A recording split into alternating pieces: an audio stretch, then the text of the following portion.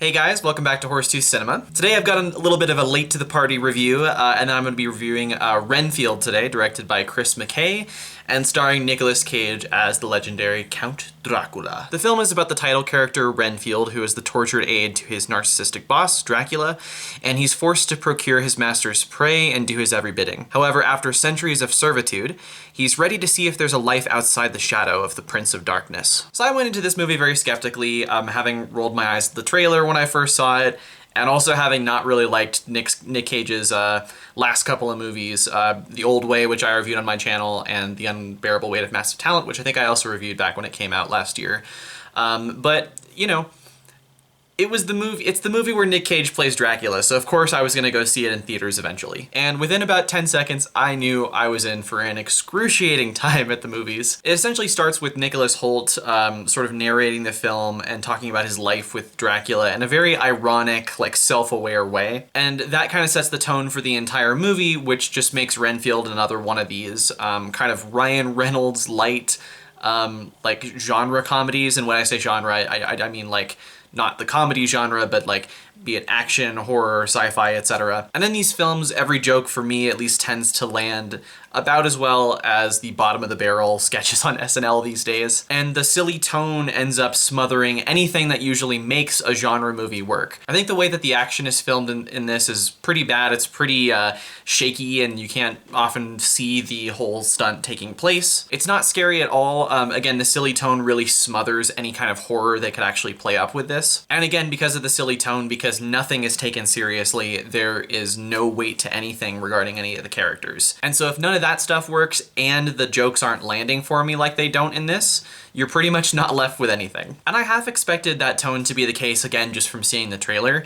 But I think what got myself into the theater was just really hoping that Nick Cage was going to play around with his version of Dracula and find something really unique. And we don't really get it, if I'm being honest. He definitely is hamming it up a little bit in the movie, and there's a couple lines that got a little chuckle out of me.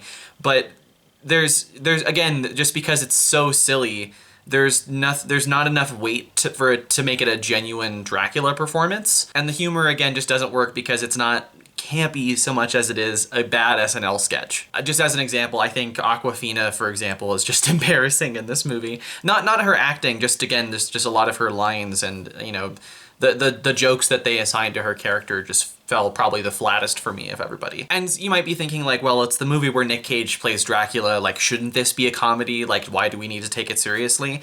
And you don't totally need to take it seriously. I could see how this could work in maybe the 1990s or something like that. I'm not saying that we need to sympathize with Dracula in the mold of like Coppola's Dracula or anything like that. But even a movie like, say, Tim Burton's Dark Shadows, which is not very well liked among the public, I actually think that's a silly comedy, and there's a little bit of camp elements to it, and not all of it lands. But the movie does have an emotional core that's weak, but it's there, so you do at least have something to latch onto a little bit, some tension to driving the narrative forward a little bit. And if they wanted to just go full-on farce with it, like they kind of did, I think that a better movie that kind of did the same thing is the movie Day Shift, which came out last year, which I included on my honorable mentions for best movies of the year. And it's, you know, it's not a great movie or anything, but it's definitely got its funny moments. It reminds me a little bit more of watching like an 80s or 90s camp, you know, horror movies, something like John Carpenter's Vampires, for example. And the movie Day Shift, I think, works much better as a vampire workplace comedy than Renfield does, even though they're both kind of share that element. My friend Matt, who saw Renfield as well, has talked a lot about how the CGI gore in Renfield really took him out of the movie. And it did for me as well. I do think that the movie would have been a lot more enjoyably cheesy if there had been some, you know, practical gore effects, for example. It's really all CG.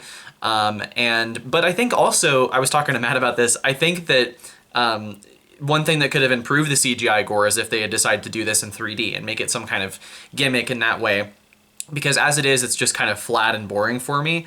You know, and it would have been nice for them to kind of, you know, have elements of the filmmaking be as cheesy as the premise. But it's really not. It's really filmed in a very kind of basic way. There is one good thing about the movie that I liked, and that's some of the makeup effects early on. Nicolas Cage, I won't spoil it too much, but something happens to his character as Dracula, and he kind of slowly gets back to his normal form. But while he's on his way there, there's some pretty good makeup on him where he kind of looks like a Lord of the Rings orc or something. I thought that was pretty cool. But honestly, this is one of the more excruciating, unbearable experiences of the year. Not as bad as Cocaine Bear for me, which I haven't reviewed and I probably won't. I'll get to it in my worst of the year video, but I would say that there's a lot of similarities in these two films that really took me like out of the experience overall and just prevented me from enjoying them either as comedies or as sort of, you know, action horror movies. So Cocaine Bear is a worse movie, but I think I'm still gonna give Renfield 1 star. I feel a little bit bad because I know, you know, I just because I love Nicolas Cage so much. But yeah, I really wish Nicolas Cage would return to doing stuff like Mandy or Pig, you know, genre movies that have their fun elements, but also they have a very emotional core to the story that's taken seriously and actually gives weight to the film when I'm watching it. So that's gonna do it for this video. Thanks so much for watching, guys. If you like this, you can like the video down below, and please subscribe to the channel if you want. I've also got a review coming up soon for how to blow up a pipeline, so stay tuned for that, and I'll see you guys in the next one. See ya.